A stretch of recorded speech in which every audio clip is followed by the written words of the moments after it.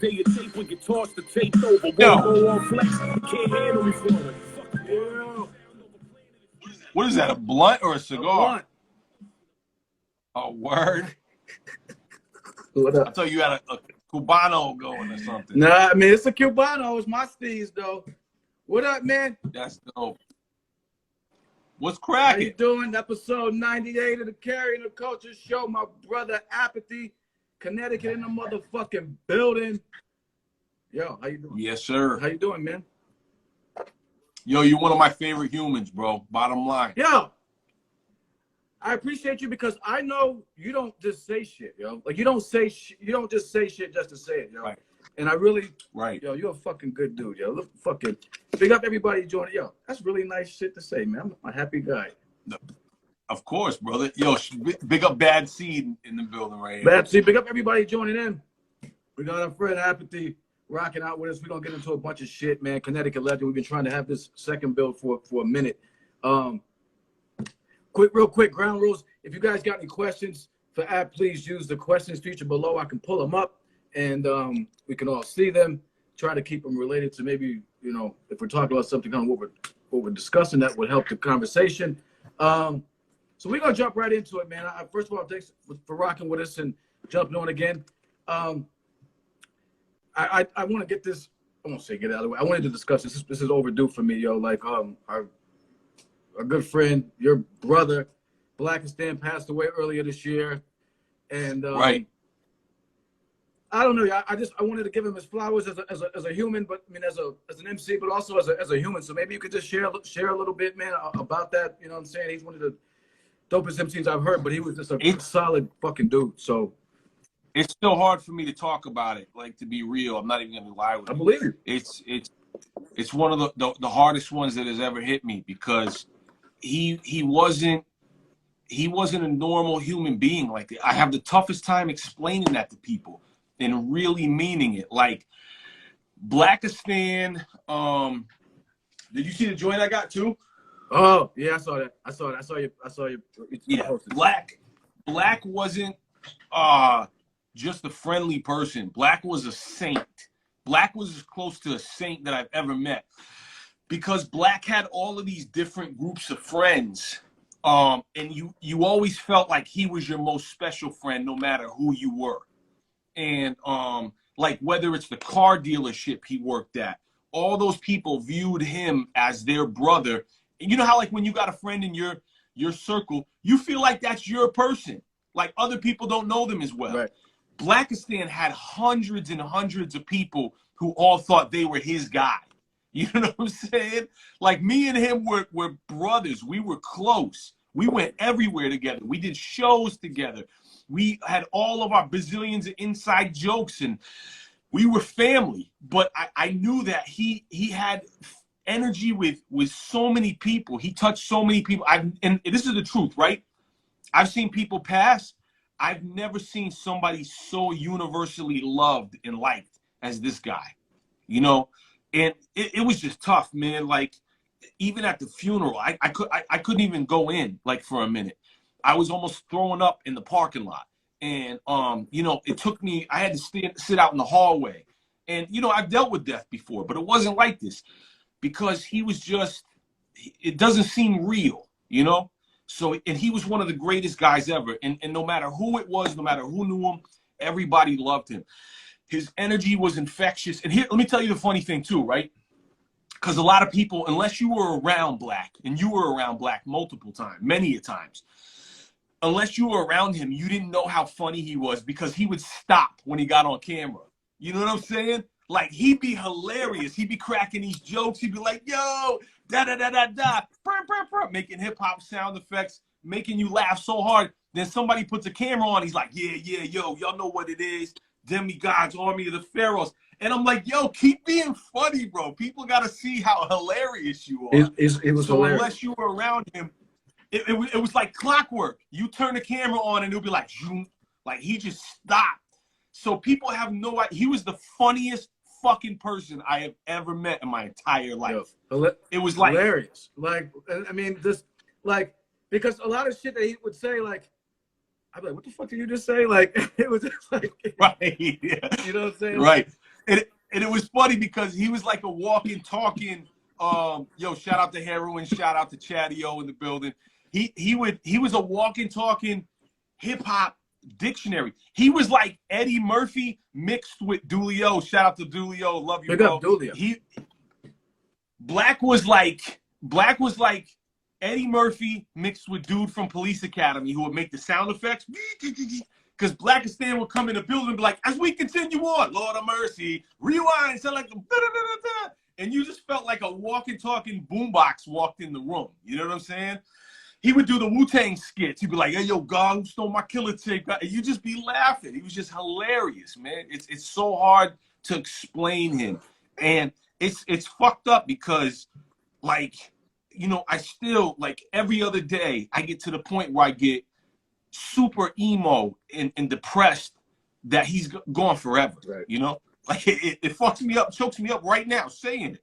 And he's just the greatest dude, man, so. Yeah, no, it doesn't quite make sense, right? Like, when you look at him like, damn, Black is, you know, he's gone. And my man hit me up and told me, I was like, nah. And I made like, fuck out of here. And I hit you up and you were like, yeah, man. Like, and I'm like, what the fuck? Like, so, you know, it's a tough one. And I definitely just wanted to, you know, just talk about him for a second because it's important. He was just a solid dude, you know what I mean? Like, he, you know, when I went up there for the interview and you know, he welcomed us into his crib and wife, like, yep. You know, gave my daughter wine and we drank and it was just nice and took care of my daughter, like me. I mean, you know, my oldest, and so it was just you know, it was hard, man. It's hard, and so my, you know, the people that were like closer to him than I was, I mean, you know, I know it's tough because, like you said, he made you feel like, yeah, I felt like I was his best friend. You know, I'm sorry, like I did. Yeah, like, man, he was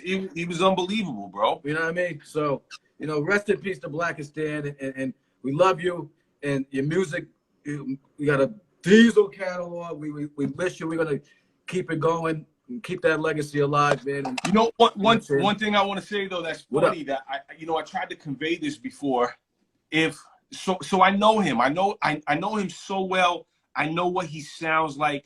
I know his reactions to everything. If I could have told him, it makes me want to like call him when I saw the outpouring. Like when I see. It makes me want to call him. I know this doesn't make sense. It's hard to explain, but it made me want to call him and be like, yo, bro, they're bugging. Like, Premier is shouting you out now, bro. Like, they love you, bro. Look how much they love you. Like, it's such a weird thing because he would trip out over his own death.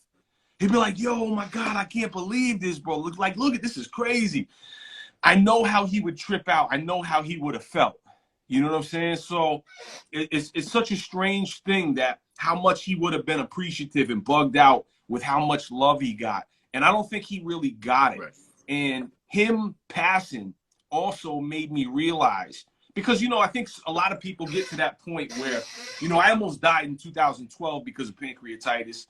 My father passed, but I don't think a lot of people, unless somebody close to you passes, when somebody close to you passes, you get to that zone where you want to tell people you love them all the time. And that's how I feel now. I hit up my peoples and I'm like, yo, you don't know, because never in a million fucking years would you have told me that he would have passed like that. Right? You could, like, nobody could have told me weren't going to grow to be old men making fun of shit when we're old ass men. He owed me a portrait. I thought I had forever. He owed me a portrait. You know what I'm saying? And the thing was, the fucked up thing was, he would never let me pay.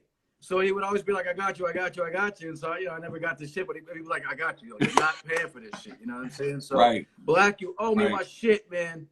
You know what I'm saying? Word. So, yeah, but listen, the thing is, man. As we continue on. Yes, we continue on. We're going to continue on, you know what I'm saying, and do what he would want us to do is, you know what I'm saying, rep that real hip hop. So, you know, that's how we got to do. So, you know what I'm saying? We love you, Black. So, I wanted to switch gears to the real estate, man, because that seems like a thing that's really become huge for you. And I've, you know, you're my man, so I check your page and stuff. And you know, I kind of want to, I didn't know that you had gotten into it until I think you were like going to get, like to take a test or something. And then I was like, oh shit. But like, so what made you decide to go that route in the first place? Well, the thing is that my kids, like I didn't want to. I knew I'm 43 now, so I took it 3 years ago. And when I was 40, I was like, I don't want to tour all the time. Like, I don't want to tour forever. And I don't want to chase making albums forever because it's different now. The culture is different. Music is different. It's not the same thing. So I was like, what's going to be my next thing? And that really worried me. I used to lose sleep over that because I was like, what am I going to do where I have this freedom and I don't have to report to a job at 8 a.m. And if for everybody else, like, my hat's off to you, because anybody who can go to a job for a structured amount of time, that's a crazy sense of discipline that I do not have in me. So for me, I was like, damn, what am I going to do next? Long story short, I'm going off. I'm like, what am I going to do next? So one of my boys, Mark is, here's a funny story. If you ever seen Rob Dyrdek's Fantasy Factory, Rob is the real guy that Mark is the real guy that Rob Dyrdek based his on-screen camera character on. I see that. Rob Dyrdek doesn't really act like that. Like, we hung out with Rob Dyrdek a lot out in LA. Me, Ryu, we were always out there. We were at the Fantasy Factory when it was being made. Oh, shit. I got all the pictures of it being made and all that. We were hanging out with Rob Dyrdek heavy. Rob Dyrdek is not like that in real life. He's quiet, he's reserved, he's chill. His character you see on TV is exactly my boy Mark Barada. Exactly. Like, that's him. Rob met Mark and was like, oh, damn, this guy's fucking hilarious. This guy's crazy. He's got a crazy energy. So Rob adopted my boy Mark's energy. Mark is a jeweler. He was a jeweler, a celebrity jeweler. And he did tons of jewelry for all types of big people. And then one time, Mark's business got robbed in a very elaborate heist out in LA. And this was at nighttime. And it was like some movie shit, you know, because people who hit a jewelry store in most parts of the world, they're not going to be the big high-end shit. But in major cities like New York, LA, you'll have the professionals of the professionals hitting a big area. When Mark and them saw the video footage of these teams, like strategic-ass movie-style shit, he was like, that's it. I'm out of this diamond game. Fuck this. So he went to Texas and got into real estate. I had a conversation with him, and I'm like, why are you doing real estate? And he told me the whole shit. Then he started telling me about real estate. And I'm like, God damn, this sounds dope. So I hit up Self, and me and Self have been looking for something to do for a long time with investments.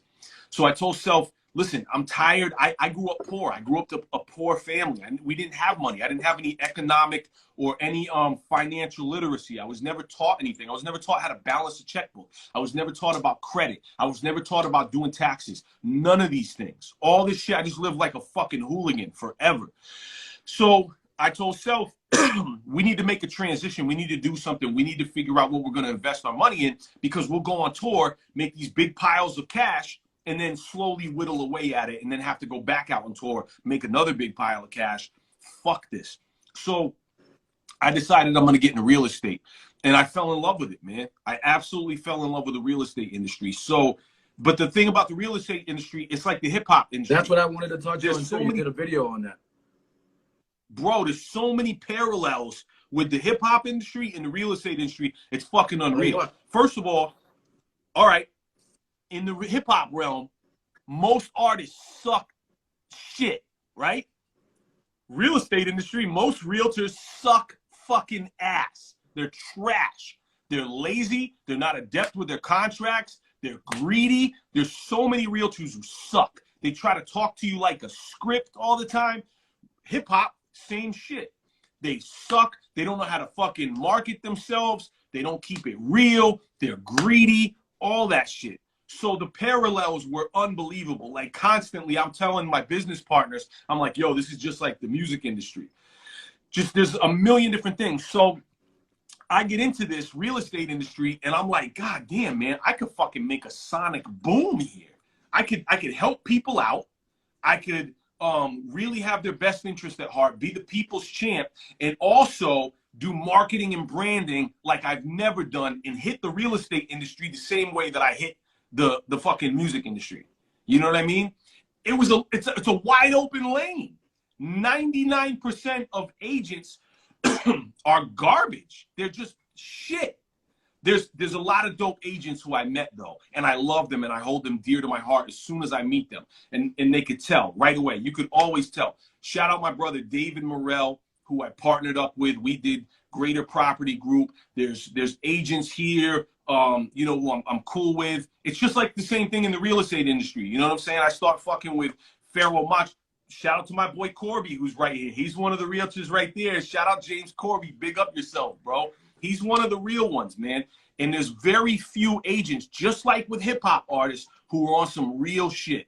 So I realized that what I'm going to do is take all of my knowledge that I've gained over the past 20-something years from the music industry and apply that same shit to the real estate industry. And I do it all the time, man. I'm absolutely in love with it. It's so much fun. That's dope, man. And so I saw a video recently where you were, you know, were you with a different company when you first started? Yeah, I went to 4 different companies, right? Yeah, heroin. I'm about to get heroin. The video was about you. You know, you were sharing, and it was cool because I was wondering about this when I saw you when the first like when you first started doing maybe the first company you were with.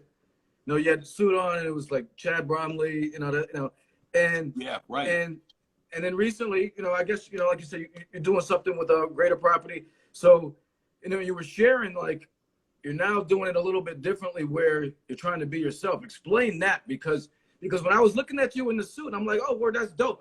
But I personally, like, I hate suits. And so I was looking, I'm like, damn, I love real estate. I was like, man, I'd love to get into real estate. I was like, I can never wear a suit though. You know what I mean? Bro, it's total. Well, here's the thing. It all depends on your character too. And I think that was the thing. Like I said, my boy James Corby is in the chat right now. He looks fresh. It looks like his personality. He wears suits every day.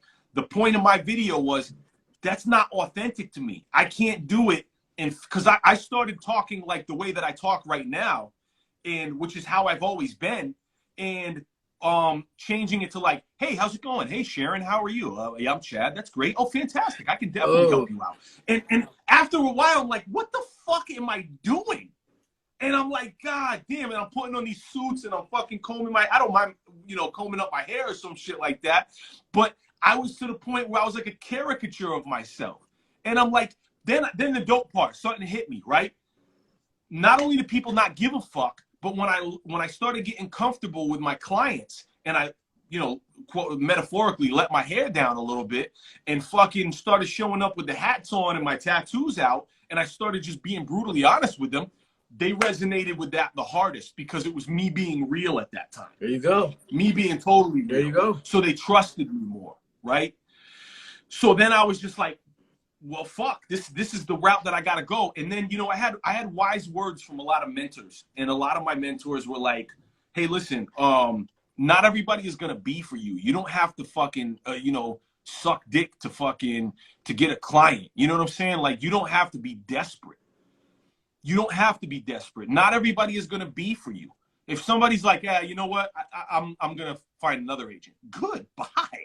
I'm not like, wait a minute, but there's more. You know what I'm saying? Never. I'm like, peace. Good luck to you. I'll find somebody else. You know what I'm saying? And that's that. No matter what industry that you're in, I think that's an important point. That's really good for musicians too, and people in the music industry. You can't function from a place of desperation. And you know, you can't be desperate. You have to be willing to walk away. That's the other point too, where you said I was with other brokerages. I was with 4 other brokerages, and I would go there, and I wasn't like, oh, well, I got to stay here and stick it out. No, I went there and I said, this one isn't for me. I'm going to find this next thing. Nope, this one's not for me. Right. I was like, what's that little kid story with the bitch who fucking goes in the porridge? Goldilocks, right? I was like, nah, this, I was like, nah, this one's not for me either. I'm out of here. So I just kept switching it up. And then finally, I became friends with this dude, David Morrell, who does Run GPG podcast. He's had Grant Cardone on his podcast, Exhibit. He's had Bruce Buffer on there. All these huge people. David and I start building and becoming good friends. And David He's in Canada. They own this massive, big brokerage, real high-end shit. David becomes like my motherfucking Mr. Miyagi and my mentor, and we start building. And then all of a sudden, his company is like the Wu-Tang that I've been looking for. You know what I'm saying? Like, Wu-Tang was so different and had so much disruption, and they were so different from everything that was going on. That's when I finally found the right company. And I was even like, bro, I wish I could join your company, but you guys are all up in Canada. So what do? We went through leaps and bounds and lost our minds doing operating agreements, talking to the IRS, talking to the real estate board, months and months and months and months of hacking away, having lawyers involved, trying to bring that company down to the US legally. And we did it. So we planted a flag in the ground. My partner, Alex Tryon, and I, and Gabby, and David, and Nathan. I'm just shouting these names like you shout out on the radio. Salute. But, right. And we did it, man. We fucking did it together. And we brought this real estate brokerage to Connecticut. And I just want to say to everybody, this is the most important takeaway. Some people might get bored with this real estate shit. You got to change your hustle. During this time where things are so shallow and people looking for easy ways, you have to change your hustle and you have to pivot. And if there's something that you have that you want to do, you got to go after it like 110%, like lock in. I see too many young people who are like, yo, I'm an artist and I'm a photographer and I'm a show booker and I'm a model and I'm a fucking digital artist. Stop that shit. Take one of those things and pour all your fucking energy into that. Guess what? I do 99% real estate now and 1% music. That's it. I'm putting all my fucking eggs and all my energy into the music shit. So I was going to ask you about that. I mean, I knew that was the case, and I could tell. I mean, because, you know, like this, the return on investment just makes more sense, especially at your age and all that stuff, family. But it's like, as a fan and as your friend, I'm like, damn. But you know, like it's hard. It's hard to hear that because it's like I want to hear more. What do you mean? Because you think that the music's gonna slow down? Yeah, to a certain extent. I mean, right? Like, you know what's fun about that though? You know what's fun that I don't think a lot of people know about me? I write so fast. And I'm not sweating myself. I don't want to come across like that. I keep getting better. I think I keep getting better. Me personally, my personal opinion is each project I keep getting better, and I do it faster. It now requires little to no effort to me. I call it ice skating. And all the guys know, everybody in the circle knows, we go into write. I'm done so fast that I'm bored, and then I try to help other people else. I'm like, yo, what you got over there? Some of them be like, yo, get out of here, man. I don't want your lies on my shit. And other people will be like, oh yeah, let's go. But I write at like lightning speed. I have like 4 projects going all at once. Like right now, I have projects in a holding pattern. This fucking Stu Banger shit, 99% of it has been done for mad fucking long. I heard it 2 years ago. I think I was just waiting on. Right, that's what I'm saying. Like, people don't realize. People are like, oh, App, I'm so sorry to see you go. Go, motherfucker. I got like 7 albums lined up. Yeah, I didn't think that because somebody asked you one time, I think you commented to them because they were like, are you no longer hip hop or something? And I was like, the dumbest comment in the world or some shit. Like, I am hip hop. No, of course. Like, oh, because you got a job because you're doing real estate or something. It's like, oh, he's not. No, come on, man. But I do know you because this joint, you put the what was the last one? Where the river meets the sea. It was last year, right? You dropped that last. Yo, real quick though, on this topic we're talking about, you know what I noticed? I used to bring people in the studio, and I'd be so excited about my projects that I would play them like 45 songs at a time, right? No matter how big of a fan, like even a fan, somebody who's like, oh my God, App, I can't believe I'm hanging out with you in your studio. I'll be like, yo, check it out. Here's The Widow's Son. And here's Perestroika. And here's this. And here's that.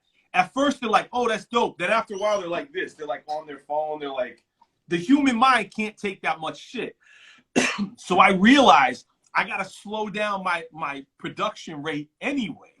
You know what I'm saying? Because you sit there, you try to play 3 or 4 albums for somebody, they mentally check out. I don't give a fuck how good you are. Doesn't matter. You can only do it. Yeah, so I had to slow down that process and put things in a holding pattern. Yeah, no, that's a good point, man. Now, yeah, of course, the music isn't done. So what? The Stu Banger shit is you dropped a single, right? With Jada recently, a couple like last Right, just dropped the No Time to Waste, the Jada joint, and that listen, I'll tell you what, man, that's a bucket list for me. And shout out to Big Mike for finally making that happen. Big Mike has been trying to get me and Jada to do a joint for years, and I sent the record out with my verse on it, and Jada sent it back like really fast, and I felt like he gave me a really A-list verse. I heard that and I was like, oh my God, you know what I'm saying? Just, I thought he gave me an No, it's a dope joint, yo. I mean, we can play a little bit of it in a little bit. I don't like when you play too much music on the live shows, they fucking boom, you're out of there. It's fucked up. So, but no, it's a dope joint. So what? You following up with another single? You dropping the whole joint or project soon or what? The next single's gonna be the one with Black Thought on it. It's called Disgusting. I remember it. And yeah, right. So you been had this whole shit. So I gave Tom all this shit mad long ago.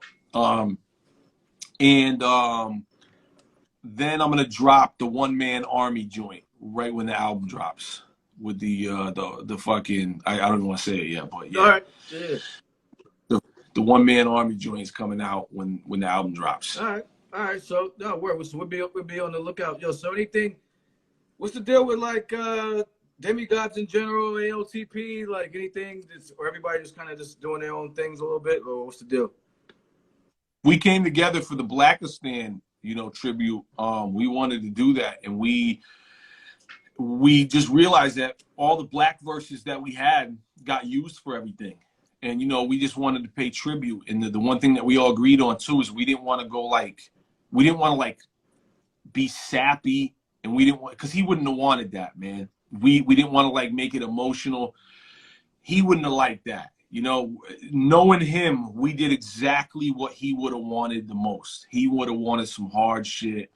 And that's that hook that you hear him saying, the Black Prime Minister, that's from a record that me and him started. And I made the beat.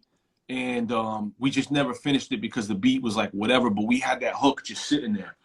And so I took that hook, and I happened to have this Stu Bangers beat that I had put on hold, and I sped it up a little bit to match the tempo of Black shit. And it was just like, listen, bro, when I tell you I got emotional when I heard, because he says the first part, the first 4 bars, then when the second 4 bars hit over that different part of the music, I fucking was leaking.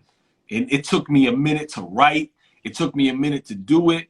And, all of us guys, all of us pharaohs, we sprung into action. We were trying to help out the family, trying to help out with costs. There was a lot of craziness, because here's the thing too. I urge everybody, make sure you got wills in place. Make sure your family's taken care of. Make sure everything is done, because it's not something people like talking about because it seems morbid and it seems crazy. But there's just a lot of things that takes people by surprise. Death is a really crazy thing, and it changes a lot of dynamics, man. It's really fascinating, so. But anyway, we tried to spring into action and do that, and it felt really cathartic too. It helped a lot that we were going through that, and we were all leaning on each other and all, like working on something took away a little bit of the agony, and having him present and having that feeling really helped a lot. So we came together for that. But as far as as far as the other thing too, with demigods, this is my word. Just like when somebody's number gets retired, like Kobe's number, somebody gets retired, there's no more demigods without Black. Like, bottom line, it's not happening. So fans ask, what's up with demigods? I'm not doing it without him. So. Demigods is Blacks, and we're not disturbing that. It's that we had that time and space. We had Killmatic, but it's retired, and we're still always crew. It's like hieroglyphics. Hieroglyphics is crew, but we're not doing another album like that. And as far, I have no idea about Pharaohs. We came together for that record, but right, but yeah, no. All right, no, that makes sense, and that makes perfect sense what you said about the. I mean, that's kind of how I feel about certain things. Like, like once groups, like when somebody passes away, like it's not really I don't know, it's different. I mean, yeah, right. No, I get it. I get it perfectly, man. So I wanted to ask you, like, it's well documented, involved in Freemasons. I don't know too much about it or whatever, but right.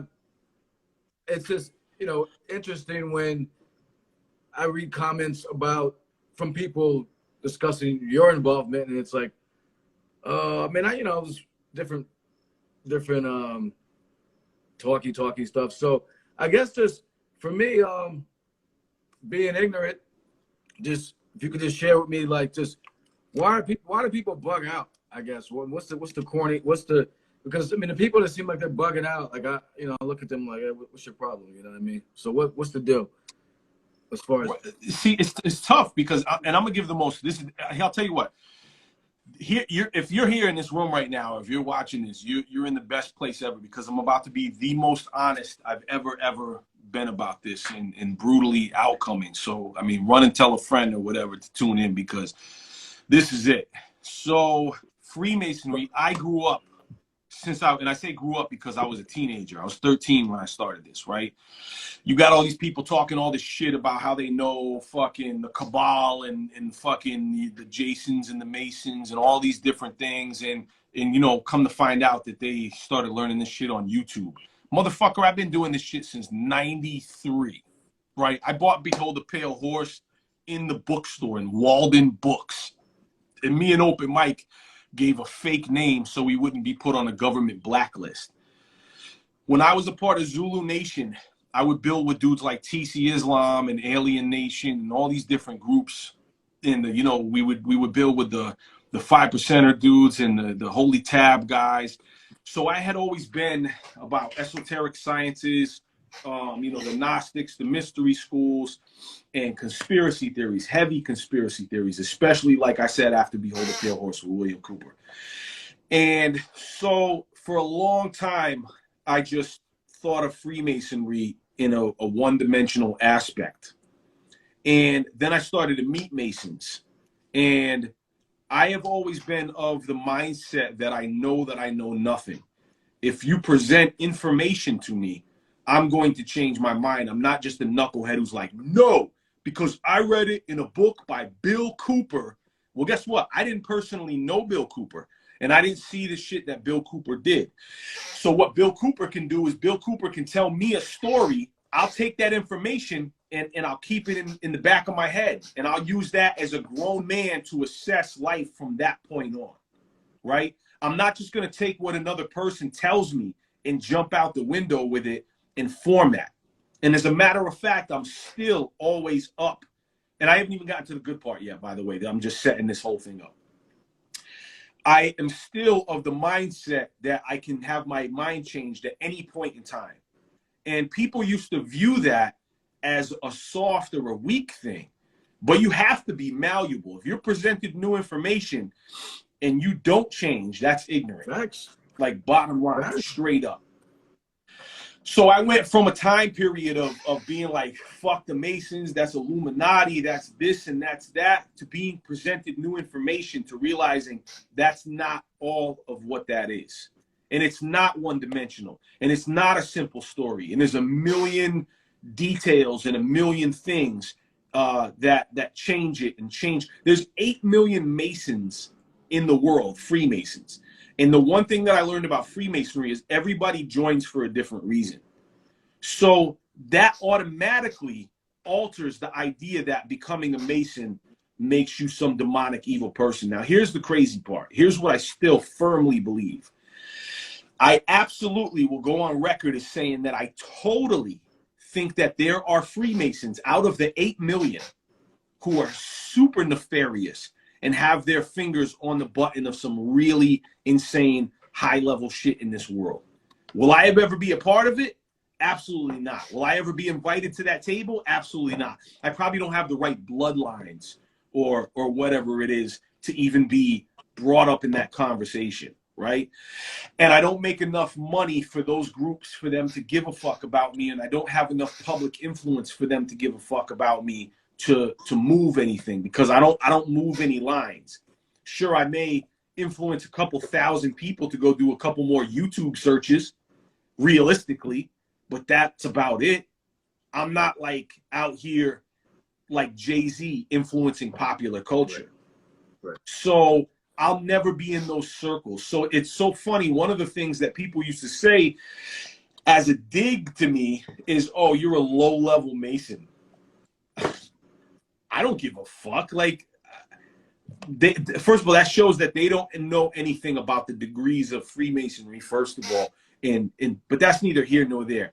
It's just cornballs who got their education on YouTube, and they firmly believe all of this information that is unverified anyway. The funniest part to me is that all these guys who claim this mega high-level elite knowledge about what the Masons do and what the Cabal does and the Zionists and the Rosicrucians, what all these motherfuckers do is like they say that they have this elite knowledge, but where do you get it from? Where do you get it from? You know where you fucking get it from? Let me see if I got something here. You get it from a book, right? Now follow me on this. Or, hold on, I'm not even going to go to this book yet. You get it from a YouTube channel where some guy posts and pieces things together, right? Well, guess what? I could make a compelling enough documentary to show you that bologna is a pagan satanic meat festival. Oscar Mayer. You can write, you can say or do anything. The point is, all these fucking idiots with all this so-called high elite knowledge who are kicking shit to me and talking shit to me, where is your information from? It's from fucking YouTube. And you can't lie because you're not out in the field. You're not flying out to Bohemian Grove to see this shit firsthand. You're getting it from a human on the internet that you do not know and cannot verify to the validity or the veracity of their character. So suck a dick, first of all, because you can't even tell me who the fuck you get your information from or who wrote these books. You don't know the people who wrote these books. They could write it and it could seem compelling and they could be a fucking Fruit Loop when you meet them. So all these people talking shit about they're so fucking arrogant and positive about the eliteness of their information over others. And they speak about it. It rolls off the tongue so eloquently about what the Cabal does and who does this. But they have zero ability to really concrete where their information comes from. I don't deny any of that shit. I'm not out here saying that there is not a Cabal or there's not an Illuminati or Adam Weishaupt was not George Washington or all these things happen. I just say I don't know. Maybe it's plausible. That's exciting to think about. When they talk about me and they say, oh, you sold your soul. I didn't sell my soul to shit, motherfucker. Nothing. I don't even necessarily believe in the devil the same way that you do. And if I told you my theories, it might blow your fucking mind. I don't believe in the same shit. I don't believe in the 666 shit and all of that. It's just not for me, right? So it's crazy to me that these conspiracy theorists say with absolute certainty when they can't prove to me, because here's the thing, I'll say, prove it to me, prove it to me. Well, this book, who wrote that book? Well, in the Bible, who wrote the Bible? Where are those? You don't even know who the fucking Bible was written by, or where those books come from, or how those books were edited, or how things were lost in translation. Just say that. Say you don't really know. How can you prove that? No, I got So I'm getting turned up excited because I don't get it. I don't ever let myself go this route anymore. I read the comments and I go, fuck you. And I delete it or block them. I don't even get worked up anymore. Like they write it, they think they're gonna rouse me, and I'm getting pumped because I'm breaking it down for you because I'm trying to like unpack it. But when I see them do it and they say, yo, must be nice to take the devil as your savior, I'm like, you're a fucking weirdo. You're blocked. Bye. I don't even engage in you. Yeah, it's not worth it. Definitely not worth it. Definitely not worth it. I mean, so I guess my question is, like, if someone, like, what would you say? And if you were meeting someone on the street or a friend came to you and said, hey, like, just in a encapsulated view, like, what's this about? Like, what would you tell them? Like, oh, I'm thinking about this. Oh, you know, I've heard, like, because for instance, you know, I grew up like hearing, oh, I mean, Freemasons, this and that, oh, not. But like, if you were just be like, oh, I mean. Oh, well, I think that I believe, by the way, this is the part that fucks people up. Yeah. I'm a Freemason, but I still believe in the majority of the stuff, or not, I wouldn't even say believe. I entertain and think it's plausible and watch a tremendous amount of videos. And I say, you know, when the celebrities do the eye cover and shit, I firmly believe, and I'm willing to bet all the money in my bank, that there's some nefarious shit behind that. So yes, I align with you on that. I think that there's pedophile traffic rings. I believe all this shit. I think that there are wackos who kill children for fucking adrenochrome because they think it works. Does it really work? Probably not. But I think that there are people in the world who do that shit. I also think that there's rich wackos who are so fucking rich that they're bored with life and do insane shit. So I think that there's those circles. I believe it. So it's not like I'm out here saying, oh, you're conspiracy theorists. You're crazy. I'm saying, no, I know we've talked about some of this shit before. Right.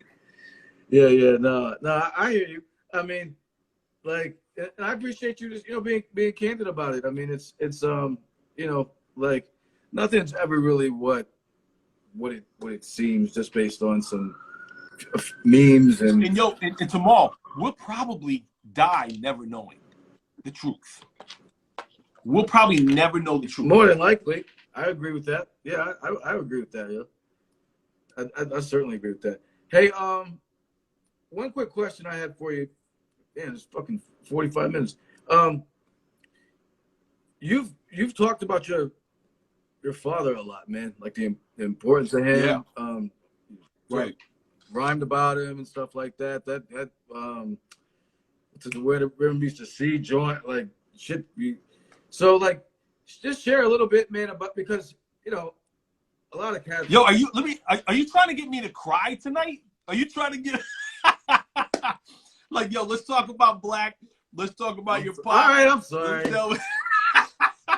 Now, all right, I'm about to have an emotional experience. It's like I'm on like Barbara Walters. All right. This guy's trying to get me, bro. Let's go music.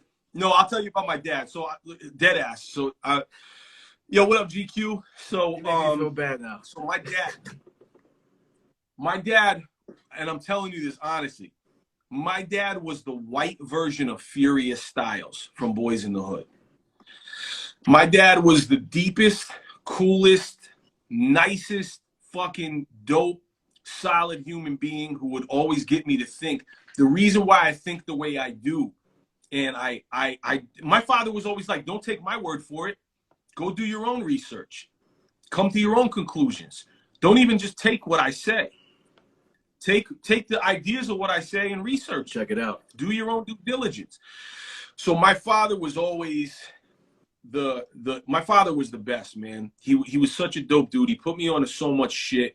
Like, we grew up fucked up. We dealt with a lot of bullshit, but he still got me on some sci-fi nerd shit, fucking watching Star Trek, watching Terminator movies and shit, all that shit. And he was a really deep person, and he was a great person. He was the kind of guy who, you know, if he would do anything. He'd help you move and fucking go out of his way to help people. You know what I'm saying? It's funny because one time he was helping me go to New York, and when he was leaving, this was before GPS was popping and all that. And it was before iPhones and shit. He was getting lost in Brooklyn, heading home. So I said, all right, call my friend Digger. Call Lord Digger. And because Digger knows where you're at right now. Digger's in your area. He can give you directions. So I gave him Digger's number, right? He called because he had a cell phone, but it was like before like the, you know. So he calls Digger. Come to find out, these motherfuckers talked the whole way my dad drove back to Connecticut, like 2 hours. They stayed on the phone. Lord Digger became friends with my pops. What? Like my pops was I'm telling you, bro, he was the white Furious Styles.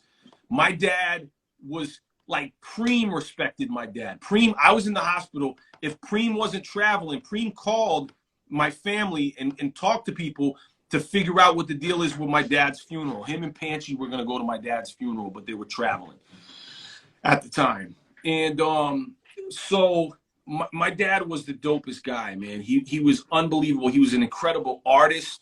He was super fucking funny. He was just dope, man. He was a really fucking solid human being. No, that's dope, man. I mean, I'm sorry for digging. It's just that, like, you talk about you talk about him all the time, so it's like right, you know, like you're always talking about your pop show, you know. So like it's you know, so I picked up on it. So my bad. And they can't call me no, not at all. Man. I love talking about it.